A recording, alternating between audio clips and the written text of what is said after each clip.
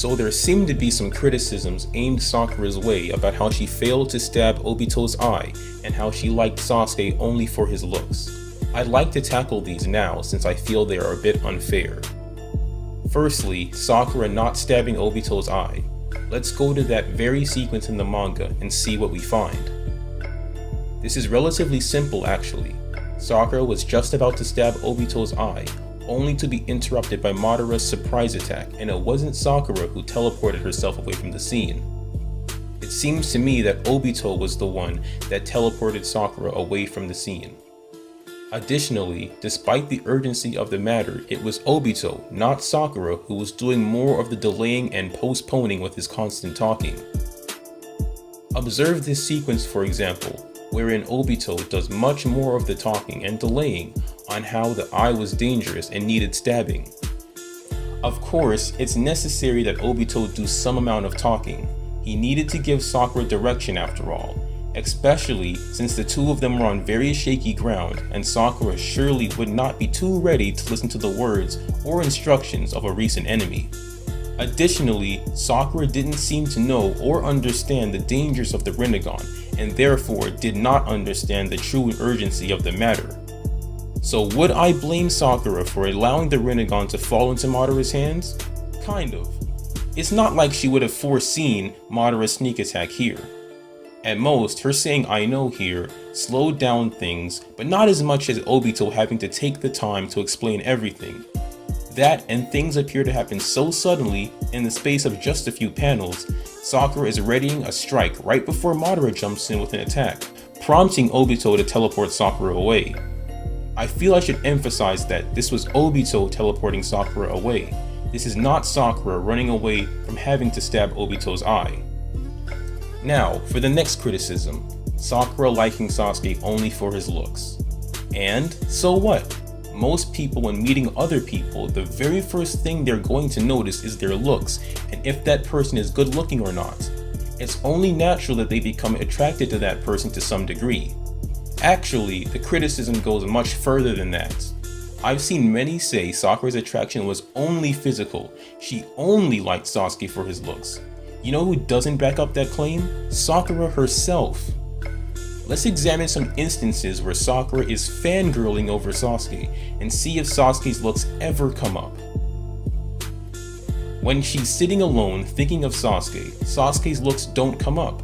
She seems more focused on her own looks rather than Sasuke's looks here. When Kankuro and Temari appear, Sasuke intervenes, and again, Sasuke's looks don't come up. Instead, it's all about Sasuke being cool, whatever that might mean. I imagine Sakura is referring to Sasuke being able to handle dangerous situations very well. Dependability and reliability can be very attractive attributes, much like perseverance or confidence can be attractive attributes like they were for Hinata. When Lee challenges Sasuke, Sakura remarks about the Uchiha clan being great and Sasuke getting stronger, but once again, there's nothing there about Sasuke's actual looks. She doesn't even compare Sasuke and Lee with regards to their looks despite the opportunity presenting itself. Even as she's confessing her feelings to a departing Sasuke, nothing about looks is even mentioned. So is there an instance where Sakura comments on Sasuke's looks? Never mind that. Is there an instance where Sakura explicitly states that she likes Sasuke only for his looks? So far, I haven't found any. However, Sasuke's looks do come up for Temari, as well as Tenten. Not that there's anything wrong with that. Please understand that there's nothing wrong with finding someone else attractive. It's a perfectly natural thing for healthy, living, breathing people to do. I'm just saying that looks don't seem to be Sakura's motivation for liking Sasuke. Anyways, Sakura seems to be much more compelled by abilities rather than appearances. She's impressed by Naruto, for example, when he recovers his headband from Zabuza and starts to take command of the situation. Compare this to any Naruto fan who would heap praise on a ninja for being super powerful or super skilled or whatever. Not much of a difference between Sakura and said fan, is there? Of course, looks do matter to Sakura to some extent, as demonstrated by her reaction to Rock Lee's advances. She was not fond of some of his physical attributes. However, after he proves himself of being a capable ninja, a ninja willing to risk his own life for her, a ninja who had to overcome his own shortcomings to fight powerful enemies like Gaara. He earned Sakura's respect and admiration. Sakura was perfectly able to look past Lee's appearance.